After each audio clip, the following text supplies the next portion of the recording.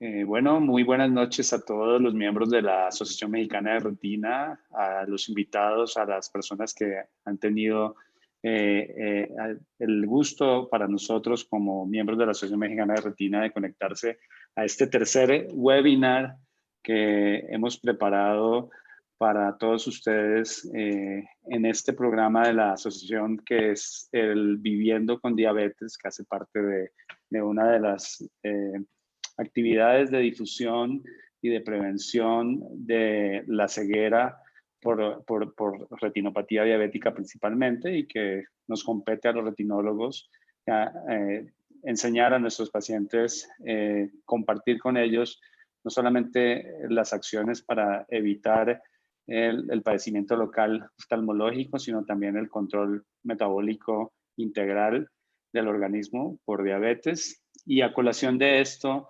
nuestro querido amigo, el doctor Humberto Ruiz García, nos tiene un invitado que el día de hoy, el doctor José Roberto Barrientos, que lo voy a pedir en unos momentos que nos haga favor de presentarlo, nos va a presentar el tema del manejo de conteo de hidratos de carbono e hipoglicemiantes e insulinas. Agradezco al panel, a la doctora Vanessa, a la doctora Jimena, a la doctora Dalila de participar esta noche con nosotros.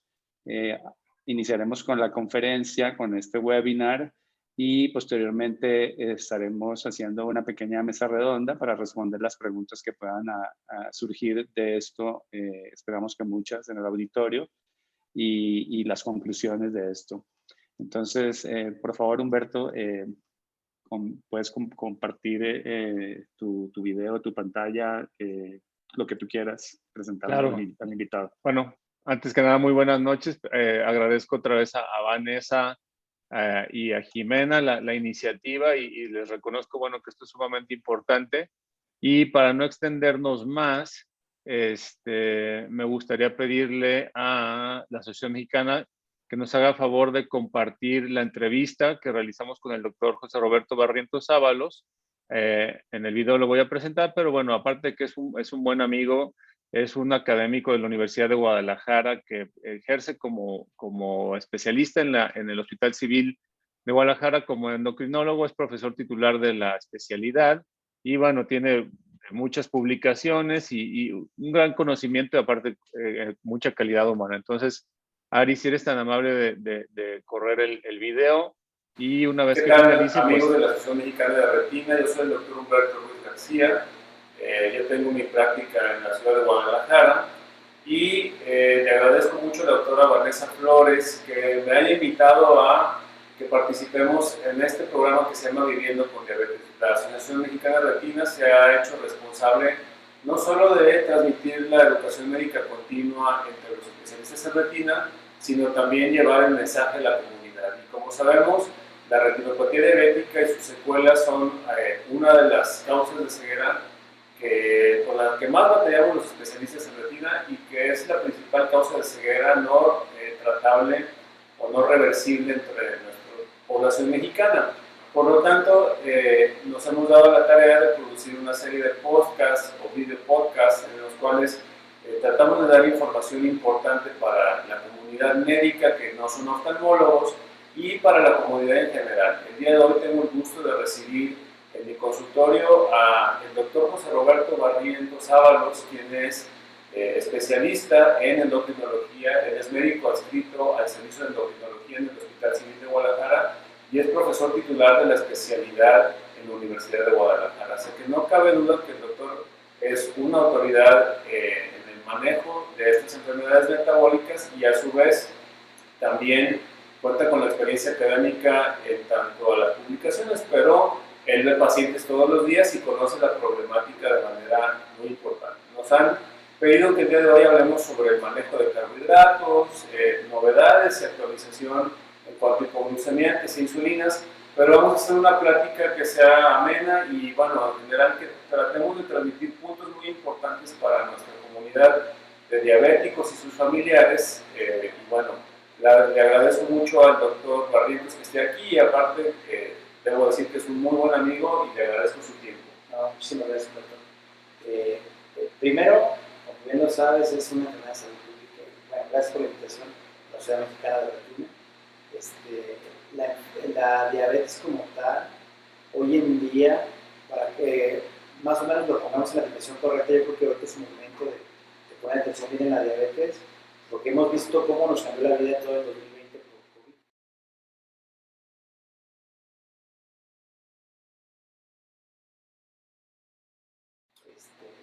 por COVID. Por COVID, a final del 2020. La diabetes sola, si le agregamos insuficiencia renal, si le agregamos enfermedad cardiovascular y si le agregamos discapacidad visual, trombosis periférica, pie diabético, insuficiencia renal, más o menos enferma y mata como a 350,000 mexicanos al año. Al día de hoy, 20 de abril, llevamos como 215,000 muertos por COVID. O sea, 1 año y 2 meses después. Eso todavía ni siquiera se acerca a lo que la diabetes es en todo su radar de complicaciones.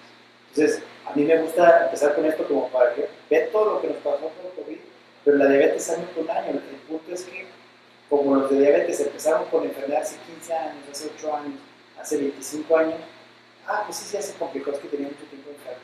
Y ese tipo de justificación, y ese tipo de falsa seguridad, como que pareciera que no es grave, pero finalmente son papá de alguien, mamá de alguien, hijo de alguien, y que esa discapacidad, en el caso de retinopatía diabética, pues le condiciona gastos no solamente financieros, desgaste emocional, físico, ver a un ser querido que ya no ve, etc. Es muy complicado. Yo les tengo que decir a ustedes que saben mucho al respecto.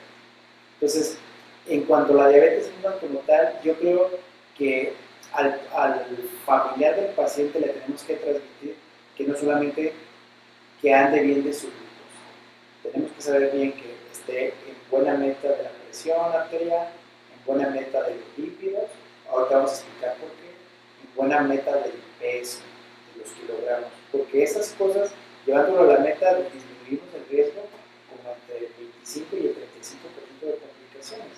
Entonces, vale la pena estar bien controlado, porque de mediano y largo plazo les va a condicionar esta enfermedad.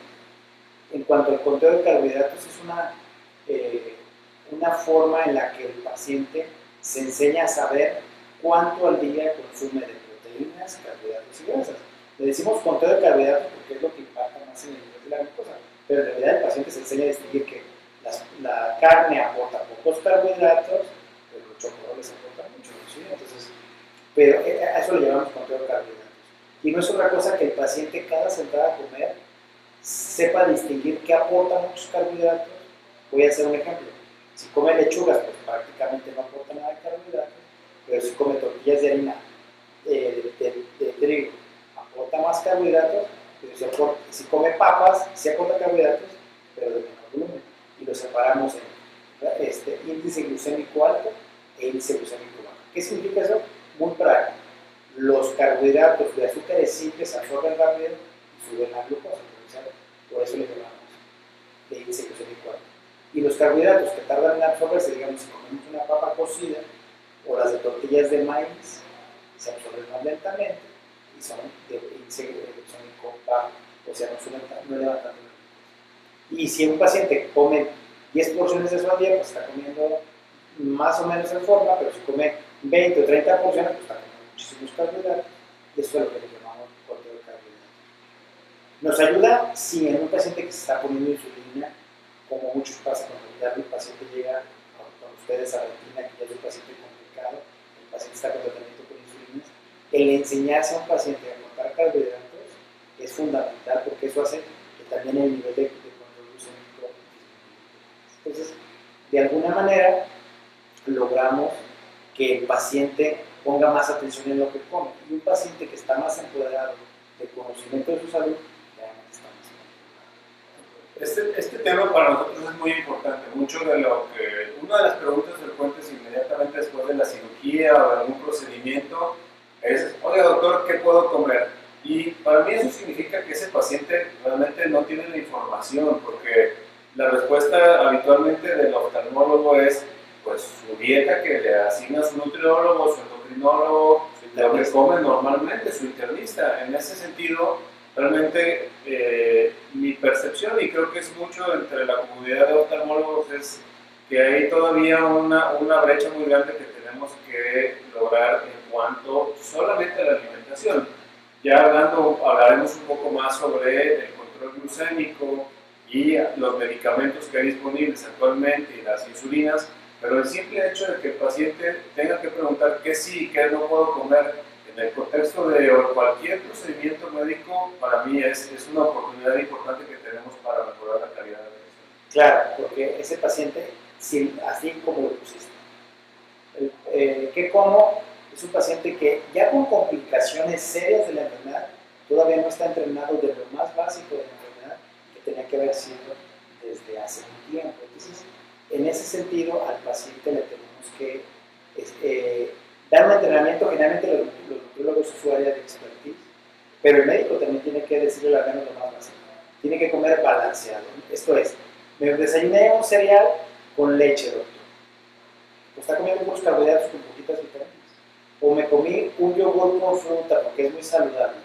El paciente tiene esa falsa sensación de que está comiendo saludable, pero en realidad sigue comiendo mucha azúcar, con pocas proteínas, con poca grasa y que la glucosa se eleva. Entonces, un paciente que pregunta eso es un paciente que no solamente necesita atención de ustedes, pero desde luego que es súper importante porque están atendiendo una complicación. Entonces, parar la complicación y tratar de frenar el avance de la enfermedad con educación básica de cómo tiene que. Esto es muy importante y nosotros lo vivimos, y muchas veces, a veces los propios enfermos dicen, no, pues ya tengo retinopatía diabética, ya tengo insuficiencia renal, ¿para qué me cuido, no? Si ya estoy en las complicaciones. Para nosotros, como especialistas en retina, el posoperatorio de una cirugía difícil, en un paciente con mal estado nutricional, desde una simple anemia hasta un descontrol glucémico, hace una diferencia enorme.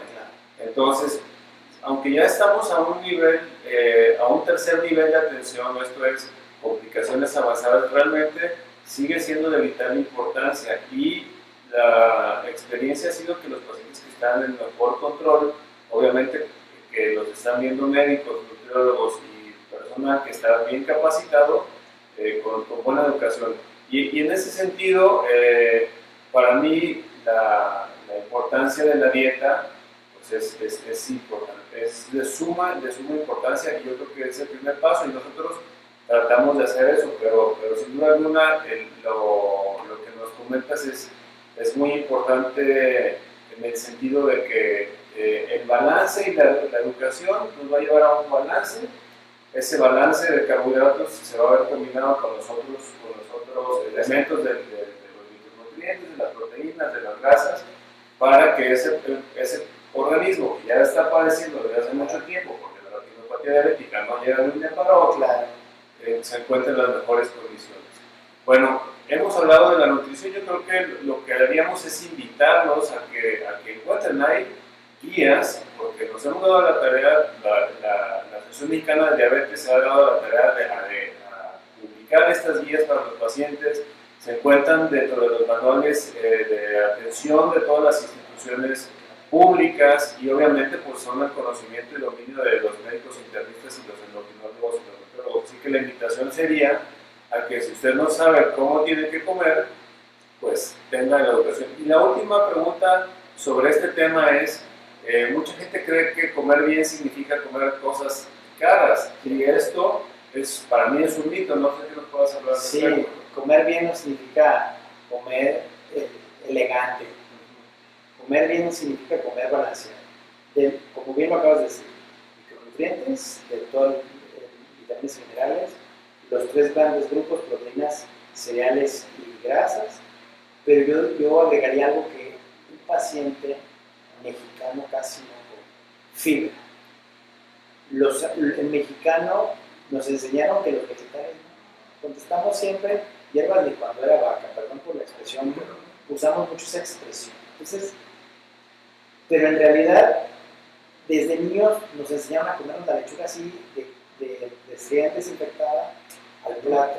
Yo creo que el mexicano tiene que, como lo hacíamos en los 80s para atrás, sí comíamos vegetales y hojas verdes, pero hay que comerlas preparadas. Entre tenernos 3 minutos en guisarlas, asarlas al horno, con chile, ajo, pimienta, para que sepa como parte de la comida, no como verduras, hierbas otra vez. Los vegetales de hojas verdes juegan un rol fundamental en varios sentidos. No solamente controlan la glucosa, disminuyen los lípidos, mejoran los triglicéridos y también ayudan a los pacientes a perder peso. Entonces, invitar también a toda la gente que nos sigue en su podcast, invitarlos al consumo cotidiano de vegetales de hojas verdes. No les pasa absolutamente nada.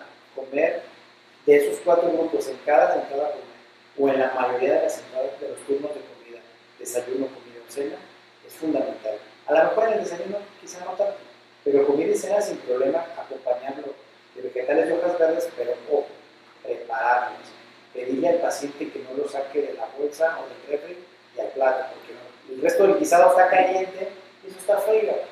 Claro. Pero si también los asa, también les pone vinagre, se les pone poquito feeling a la preparación de los vegetales, sea como cualquier otra cosa. Muy bien, ahora vamos a cambiar de tema al manejo médico. Realmente, si cuando llenamos las historias clínicas que se tiene que llenar para una consulta de oftalmo, pues les preguntamos y ya digamos, no, toma metformina y glibenclamida. Y para mí, pues eso es lo que yo aprendí hace 25 años cuando era estudiante de medicina. Y yo, en lo personal, he ido aprendiendo a través de mis pacientes cómo ha evolucionado la capacidad de los medicamentos tan especializados que existen actualmente. Si bien algunos son caros, si bien algunos no están en todos los esquemas del sistema de salud, sin embargo, a mí me gustaría primero que nos dieras una perspectiva, sin que sea clase de farmacología, obviamente, de cuáles son las opciones que tienen nuestros pacientes, principalmente tipo 2, que es el paciente diabético que predomina en nuestra población, y cómo es muy importante que conozcan el medicamento, que entiendan cómo funciona, porque también un medicamento mal indicado puede complicar. Hay medicamentos evolucionantes que tienen inclusive complicaciones oculares, ¿no? No va a ser el tema de este podcast, pero sí me gustaría que el doctor Barrientos nos hable un poco acerca de los evolucionantes. Te va a sorprender. En el 2018 fue un parteaguas para el tratamiento de la diabetes tipo 2. Hasta antes de eso, cuando tú estabas en escuela de medicina, yo que estaba antes que tú, nos enseñaron que primero era cuándo eran sus niveles de glucosa en paciente y en base a eso dar tratamiento. En el 2018, los principales organismos científicos del planeta, la Asociación Americana de Diabetes como punta de lanza, como siempre el primer mundo guiando, en base a toda la evidencia que las complicaciones son microvasculares, como ustedes las atienden, macrovasculares, infarto agudo de miocardio, EBC, enfermedad arterial periférica, y la insuficiencia renal, como esas son las causas de muerte en los pacientes, cambiaron el chip. Ahora lo primero que tenemos que hacer los endocrinólogos, todo el mundo que se dedica a la diabetes, es cuánto es su riesgo cardiovascular, de complicaciones micro y macrovasculares, y cuánto es su riesgo de daño renal. Oye, que la glucosa ya no importa. Obviamente cuando uno lo lee por primera vez, una guía del endocrinólogo, la glucosa no importa, es así como que saca comezón, ¿no? ¿Qué pasó? Pero en realidad la evidencia mostró eso. Si se muere de enfermedad cardiovascular, pues cardiovascular. Y este nuevo grupo de medicamentos, como bien lo acabas de decir, vienen a suplir algo que los endocrinólogos no hacíamos. Éramos glucocéntricos todo el tiempo. Y ahora no. Ahora lo que hacemos es, si tiene riesgo cardiovascular, si tiene riesgo de enfermedad renal, hay medicamentos que afortunadamente no solamente tienen la capacidad de bajar la glucosa, sino también tienen la fortuna de disminuir el riesgo cardiovascular y disminuir el riesgo de daño renal. Y entonces por eso tú escuchas, y todo el mundo que se dedica a retina escucha nuevos medicamentos como son los que terminan en TIDE, liraglutide, semaglutide, lixisenatide, que este grupo de medicamentos se llaman análogos del receptor de GLP, que es el receptor de glucagon. Estos medicamentos tienen varias virtudes, no solamente bajan la glucosa, porque ayudan a que baje el secreto de insulina, bajan los niveles de glucagon y eso ayuda a que no haya hiperglucemia, y no como un efecto secundario, sino como un efecto adicional, disminuyen el vaciamiento gástrico. Y al disminuir el vaciamiento gástrico, al paciente le bajan el apetito. los hacen perder peso y eso ayuda al riesgo cardiovascular. Eso ayudaron mucho. Los otros medicamentos se llaman glucosúricos. De forma intencional, al principio que también salieron al mercado, como un medicamento que condiciona glucosuria, va a ser bueno para la diabetes. Y tirar glucosa, pues a mí me enseñaron que no era bueno. Sí, no era bueno en el contexto del descontrol de la diabetes.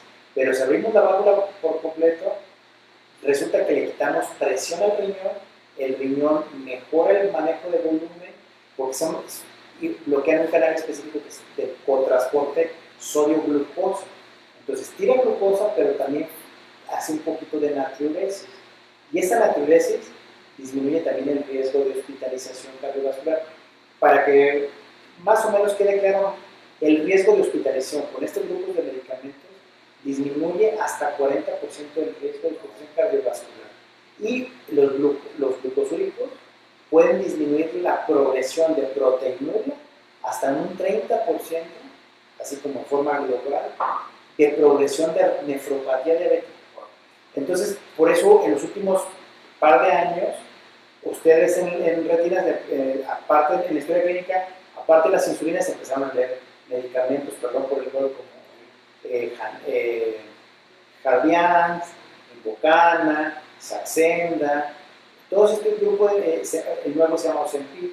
Este grupo de medicamentos son inyectados, los inyectados son los análogos que le pegan, luego hay unos inyectados semanales, entonces al paciente no es como con la insulina de 3-4 piquetes al día, o uno mínimo, por dosis semanales, entonces nos fueron muy útiles, tienen más efectos que solamente la disminución de la glucosa, no son glucocéntricos, y si disminuyen la mortalidad cardiovascular, y los de diabetes se mueren por enfermedad cardiovascular o por enfermedad renal, y también la disminuyen, por eso verás que los prescribimos.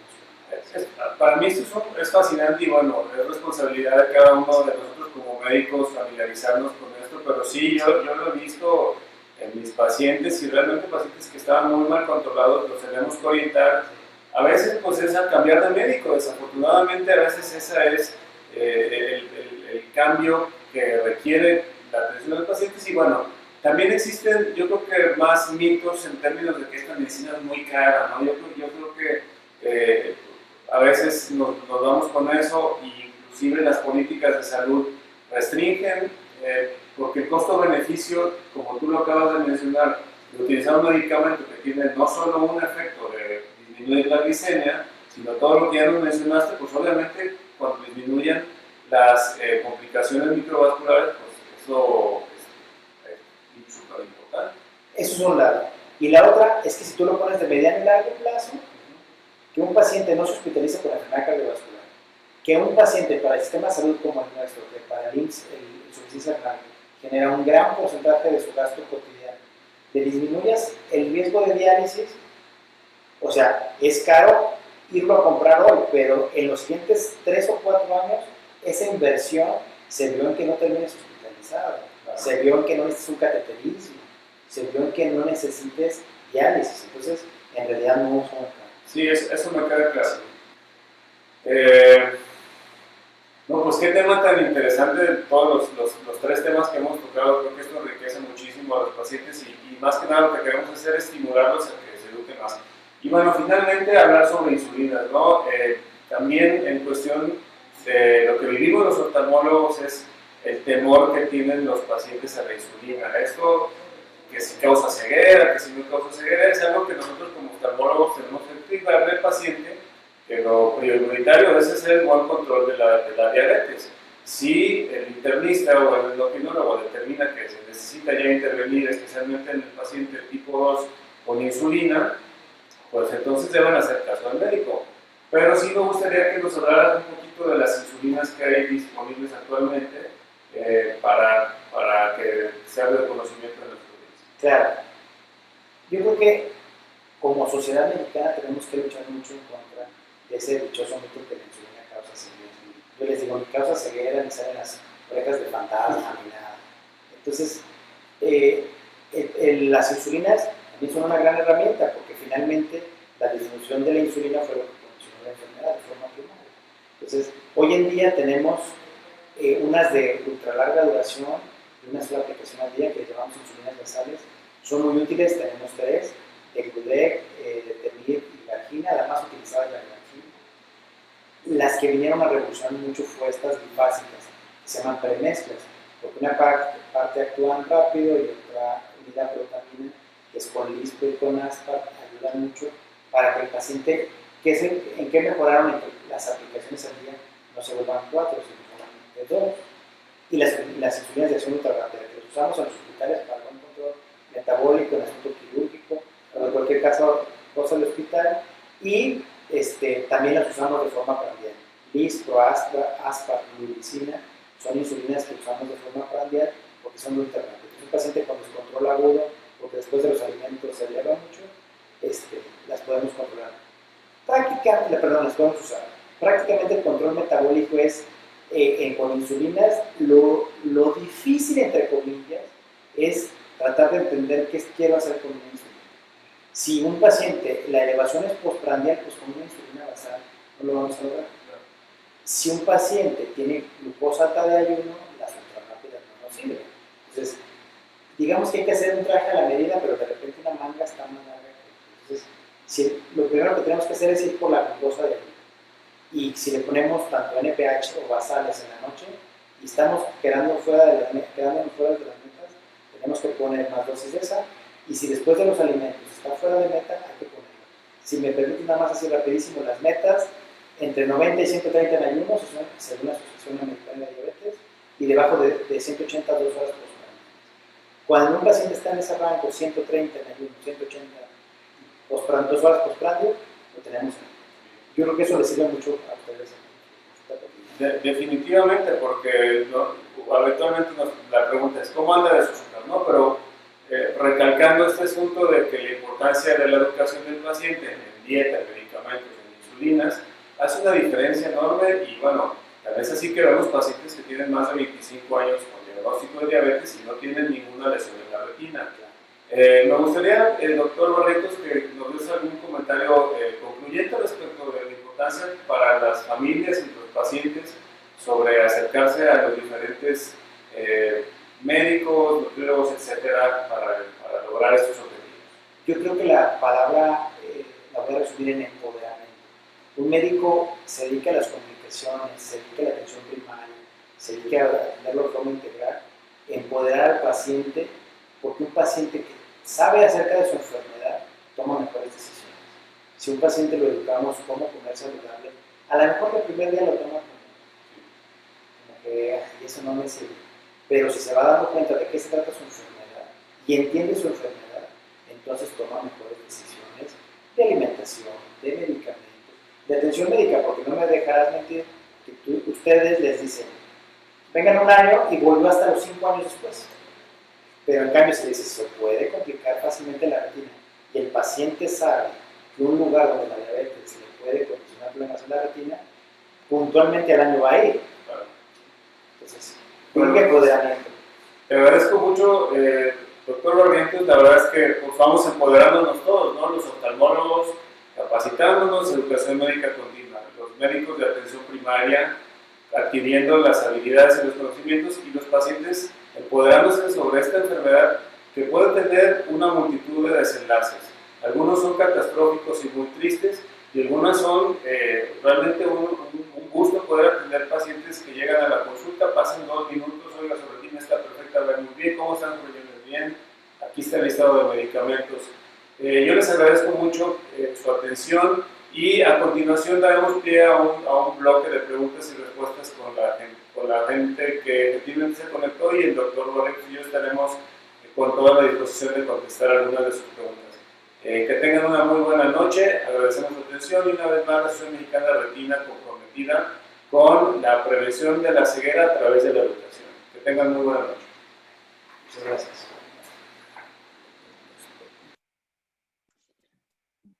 Bueno, muchas gracias, Humberto, por tomarte la tarea de invitar al doctor Barrientos. Doctor Barrientos, no sé si está escuchándonos en este momento, pero una semblanza muy importante en la que tenemos que estar muy familiarizados los retinólogos para dejar de ser solamente médicos del ojo, sino ser médicos de veras de todo, que tenemos que estar entender que el ojo pues, es parte de toda una economía, de todo el metabolismo y que no podemos quedarnos con la cara de sorpresa cuando los pacientes nos preguntan sobre la dieta o sobre qué le recomendamos nosotros que deben hacer con su alimentación.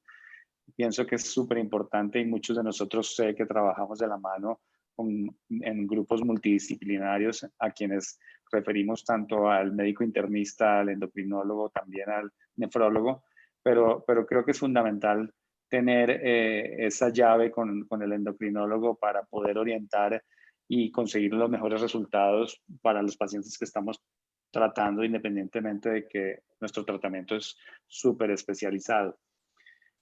Como sé que esta información estará circulando y algunas personas que se hayan conectado por Facebook Live y que posteriormente puedan ver estos video podcasts, yo quisiera hacer alguna pregunta de manera mucho más elemental, iniciando con esta charla del doctor Barrientos, que es el conteo de hidratos de carbono.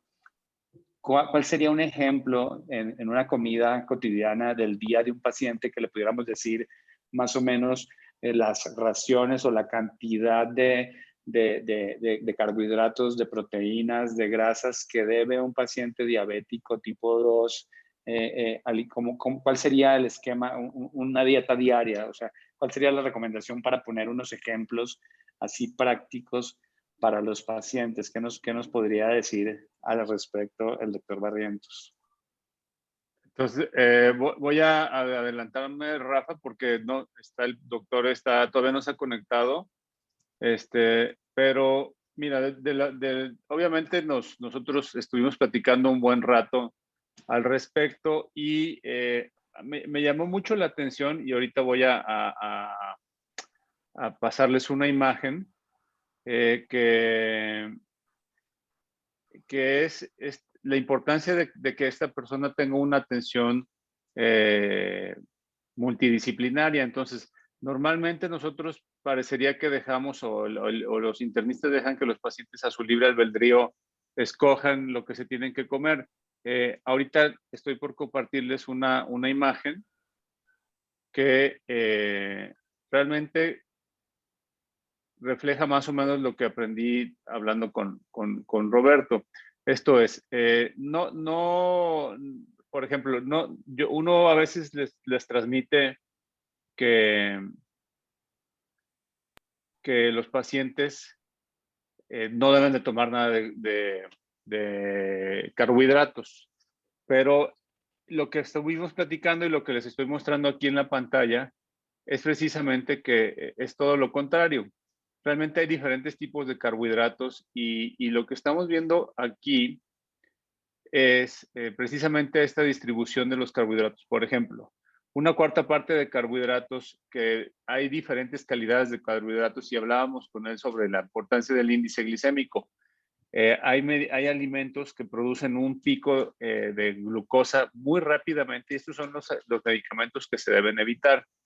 Aprender cuáles son los medicamentos que tienen, aprender cuáles son los alimentos que tienen un índice glicémico alto es de vital importancia.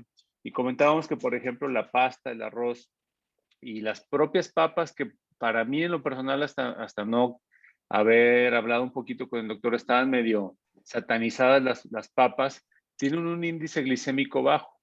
Y esto hace que sean un carbohidrato que sea favorable a una persona diabética. Y luego también las proteínas deben de ser magras. Esto es pollo, pescado o algún tipo de carne de cerdo, de res que sea magra, que debe componer una cuarta parte. Pero en lo que más énfasis hizo el doctor, y esto lo menciona durante el video, es la importancia de las verduras verdes y la fibra. La fibra en su capacidad de moderar o de controlar a través de varios mecanismos los picos de glucosa y también de mejorar el proceso digestivo para que no haya unas elevaciones bruscas de la glucosa. Entonces, finalmente lo que nos explicaba el doctor es esta situación en donde lo que se busca es que la elevación de la glicemia postpandrio sea paulatina para que en conjunto con los hipoglucemiantes de los cuales habló y que yo espero que se conecte pronto, porque ahí sí no me voy a atrever adelante, Roberto. Entonces estaba hablando pues de la cuestión nutricional, pero yo creo que ya te voy a ceder un poquito para que hagas algún comentario respecto de la parte de la manejo de hidratos de carburo en la dieta y el resto de preguntas que tenga que hacer nuestro moderador, el doctor Rafa Bueno. Primero, buenas noches, perdón por la tardanza, pero aquí hubo un asunto técnico, no me podía conectar. Siguiente, empecé a escuchar lo de la fibra.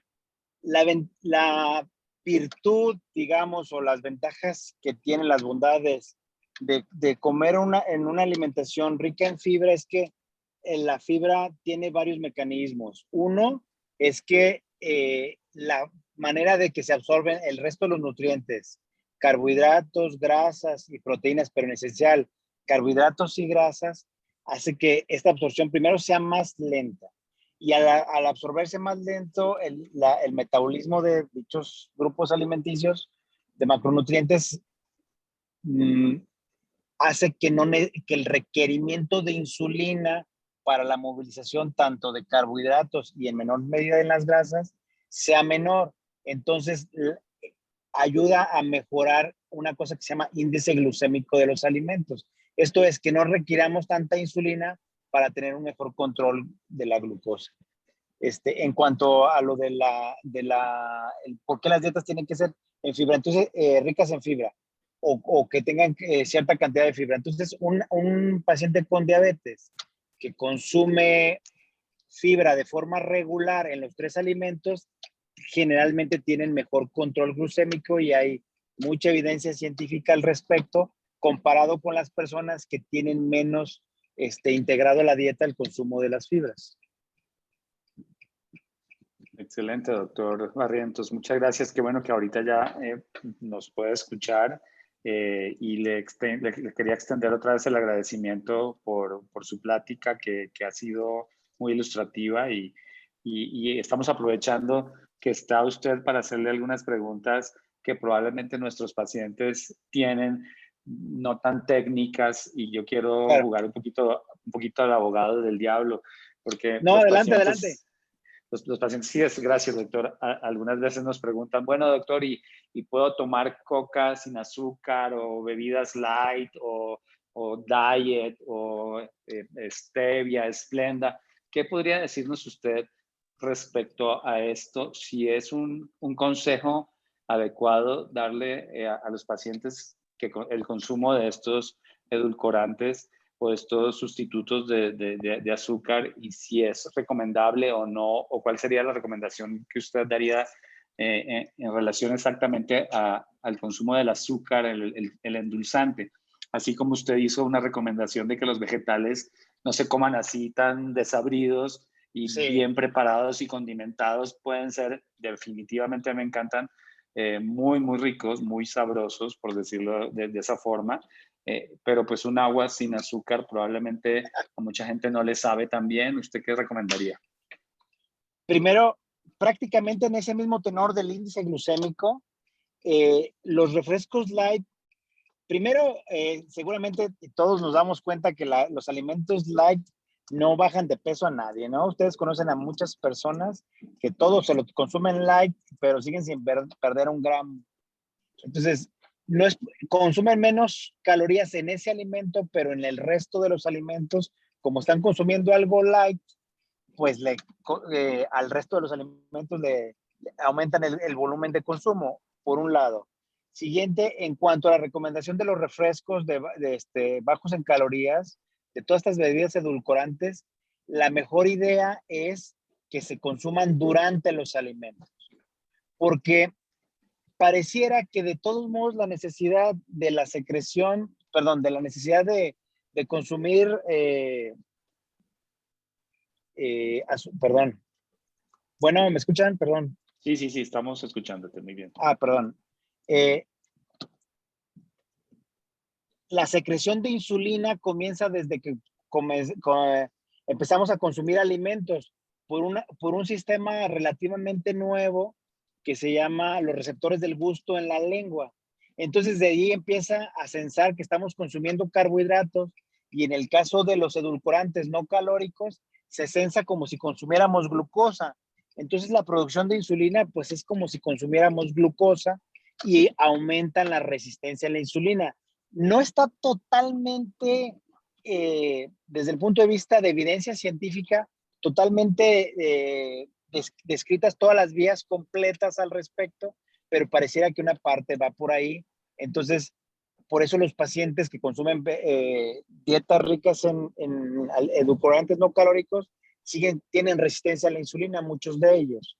Entonces, la recomendación para ser claro es, durante el consumo si alguien quiere consumir bebidas con edulcorantes no calóricos, que las utilicen durante los alimentos para hacer justo el mismo efecto que hablábamos con la fibra, que vaya con todo el bolo de los alimentos, proteínas, grasas, carbohidratos, fibra, y entonces la secreción de insulina es menor. No impactan tanto en el requerimiento de insulina de un paciente que de por sí ya tiene una baja producción de esta. Excelente, doctor. No quiero yo quedarme con la palabra. No sé si alguien más en el panel quiera hacer alguna otra pregunta. Y si no, pues tengo algunas otras dudas bueno, no dudas, preguntas, como le dije hace un momento. Pero no sé si alguien más, Jime o la doctora Dalila, quisieran hacer alguna pregunta. Yo sí quisiera preguntar.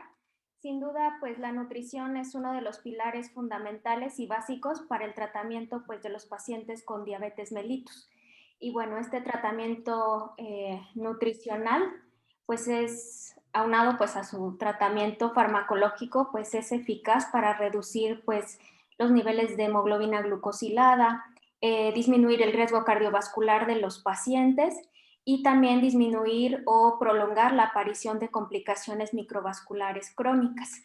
Entonces, en este contexto, yo quisiera preguntar, pues, ¿cuál sería la cantidad óptima de hidratos de carbono y su proporción, pues, con respecto a otros micronutrientes, perdón? Y también, bueno, sé que debemos también tener el contexto, pues, cultural de cada paciente, saber porque no todos comemos lo mismo. Para unos estamos adaptados a ciertas cosas y otros probablemente lo que se come en el sur no es lo mismo que se come en el norte o prefieran ciertos o distintos tipos de alimentos. Claro, primero para lo de las proporciones, en realidad no es diferente de ese plato que hemos visto en los dibujitos desde que estábamos en pregrado, del plato del buen comer. En realidad tiene que más o menos ser lo mismo. Entre 40 a 50% de los macronutrientes que sean de carbohidratos, del 30 al 35% de proteínas e idealmente debajo del 20% de la ingesta de grasas y de las cuales ya saben, de las no saturadas, etcétera. Pero lo ideal es que de esos carbohidratos también al paciente invitarlo a que se enseñe a distinguir de los carbohidratos simples a los carbohidratos complejos. Los carbohidratos complejos no generan tanta elevación de la glucosa como si lo generan los carbohidratos simples. Pero la proporción es esa, 50% idealmente. No excederse de ese punto. Y, ay, perdón, se me fue la segunda pregunta, doctora.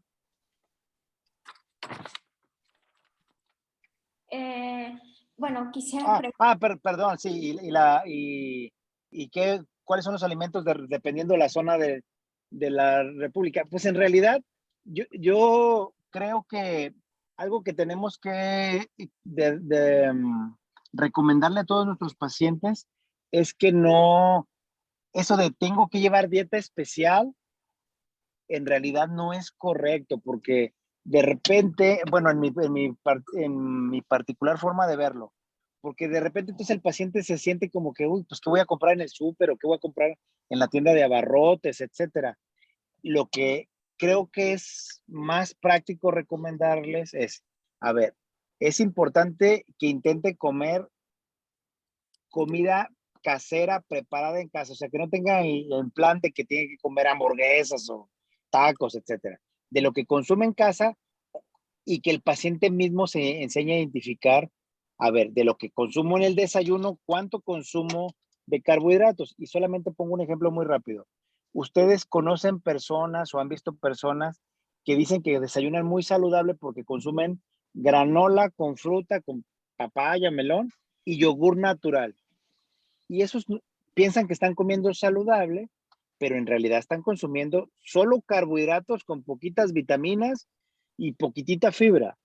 Entonces, es la proporción, pues es como 95% carbohidratos. Y piensa un paciente que está comiendo saludable, ¿sí? Entonces, en realidad, cuando uno le explica al paciente, a ver, tiene en los 3 tiempos de comidas, integre proteínas, integre más fibra y comer solo de un solo grupo, o comer de un solo grupo alimentario. Hay quienes cenan solamente cereal, pues nada más están comiendo carbohidratos. Entonces, de repente la dieta está muy desbalanceada a muchos carbohidratos y eso también los tiene en descontrol, pensando que están comiendo saludable. Oiga, doctor, pues yo desayuno yogur con fruta y ceno un cereal, yo desayuno muy bien. Y en realidad no lo están haciendo. Y aquí cabe también esas dietas que están de moda, que pueden descontrolar mucho al metabolismo, dietas hiperproteicas o cetogénicas o el ayuno prolongado. Y algunas personas podrían creer que simplemente con el bajar de peso por un mecanismo de estos van a controlar también la parte de su glucosa. ¿Es cierto que esto se puede lograr solamente con bajar simplemente de peso? Sería otra pregunta que muy típicamente tenemos de algunos pacientes. No, hay que tener mucho cuidado con las cetogénicas. Las cetogénicas en particular, permítame un segundo.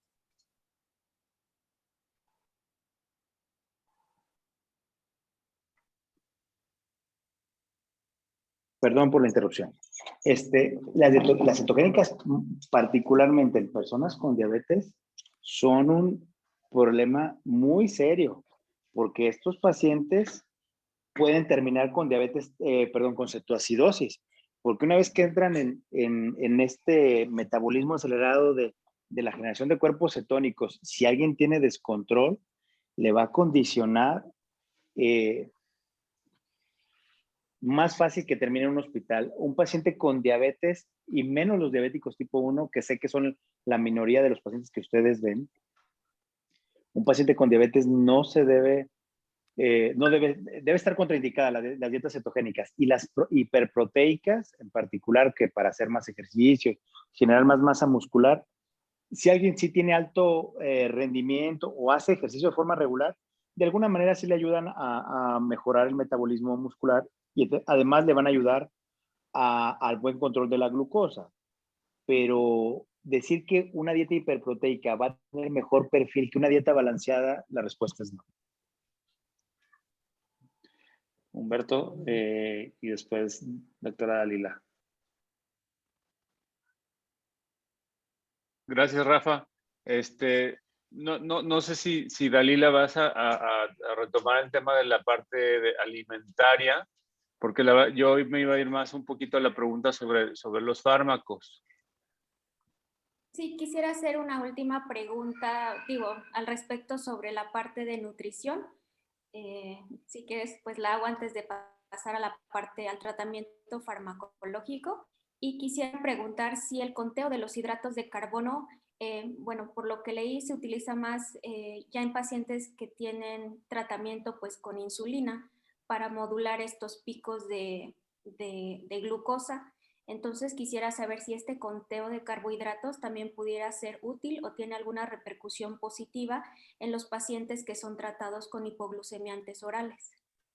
Claro, el conteo de carbohidratos es una herramienta que nos ha sido muy útil en pacientes que los tenemos con esquema de insulina basal bolo, porque es un paciente que de alguna manera lo liberamos de cuántos carbohidratos se come al día. Si come muchos carbohidratos al día, se pone más insulina en los bolos de comida Si come pocos carbohidratos, se pone poca insulina en los bolos de comida. Entonces, eso al paciente, en realidad a todos los diabéticos tipo 1, generalmente en manos del endocrinólogo pediatra, a todo mundo lo enseñamos a contar carbohidratos, porque pues si un día quiere pizza, pues nomás revisa cuántos carbohidratos tiene la pizza y se pone insulina para la pizza o para el helado, o el día que nada más se desayuna una quesadilla, pues nada más se pone para la quesadilla. Ayuda mucho al control metabólico, sí, pero es prácticamente el escenario del conteo de carbohidratos sirve en el paciente en el contexto de manejo con insulinas en basal bolo, ¿sí? Y el diabético tipo 1 en el 100%. Gracias. ¿Sí? Para servirle. La pregunta, perdón, Rafa, que me haya metido. Entonces, a mí me llamó mucho la atención porque no me había yo tomado el tiempo de estudiar y de entender sobre los nuevos medicamentos, porque una de las preguntas que yo le hice yo al doctor Barrientos durante la entrevista es que la impresión es que el tratamiento ideal de la diabetes es caro, y el razonamiento o la explicación que me dio, y me gustaría que lo puntualizaras, Roberto, es que a pesar de que a lo mejor son más caros que la glibenclamida o metformina, que son lo que todos conocemos, estos medicamentos son capaces de modificar otra serie de factores de riesgo que realmente son los que ponen en peligro la vida o los que pueden desencadenar eventos cardiovasculares que pueden llevar a la muerte del paciente. Sí, como lo explicábamos en la entrevista, estos nuevos medicamentos quitaron del paradigma centrarnos en el nivel de glucosa.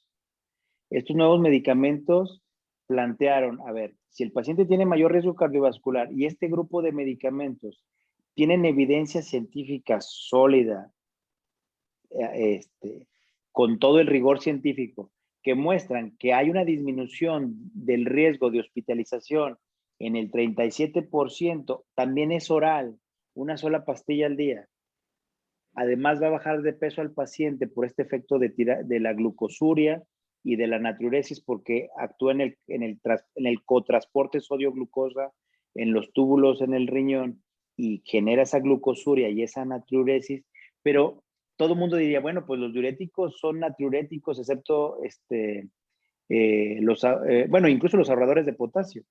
¿Por qué los diuréticos no mostraron eso? Pareciera que forzar a la nefrona a tirar solo sodio no fue tan buena idea, pero digamos que la natriuresis, como es en menor cantidad, le mejora mucho la precarga, al miocardio, y sigo insistiendo, imagínate cuánto fue con bomba en platillo que un ensayo clínico con 15,000 pacientes muestra que disminuyó la hospitalización 37% el riesgo.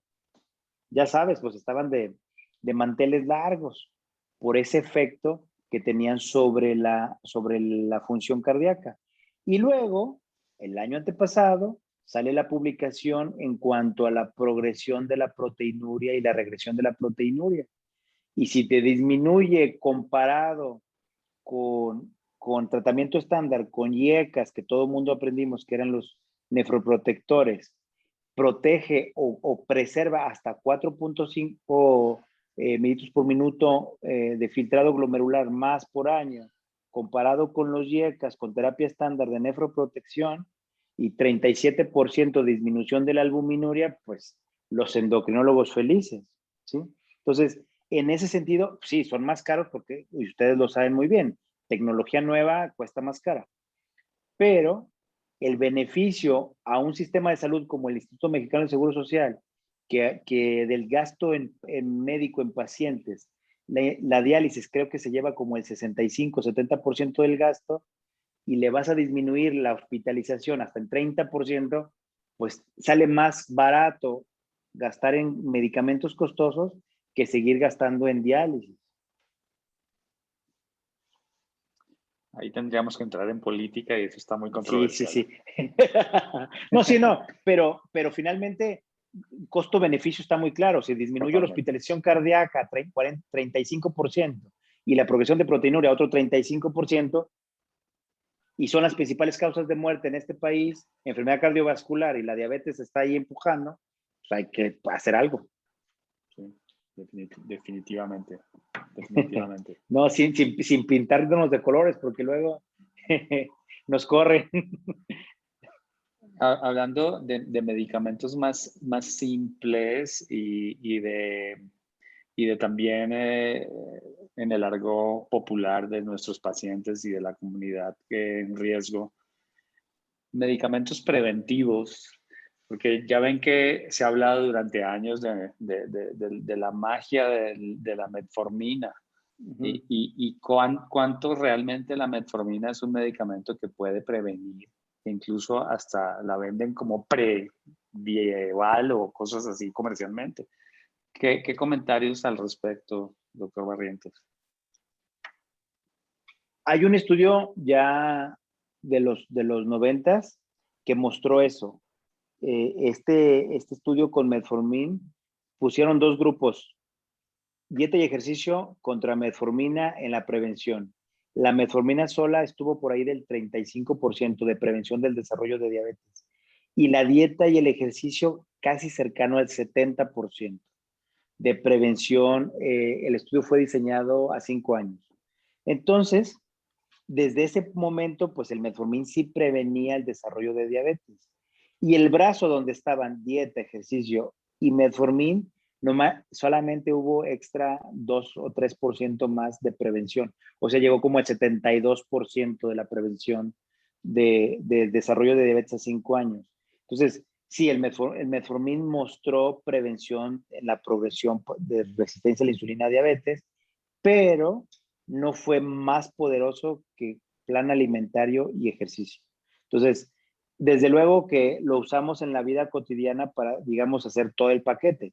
Un paciente que está en riesgo de desarrollar diabetes, que ya tiene resistencia a la insulina, pues a mí personalmente me gusta decirles, el medicamento es como que para acelerar el cambio, pero de nada le va a servir prevenir la diabetes si no hace cambios a su estilo de vida en el sentido de comer más saludable y hacer algo de actividad física.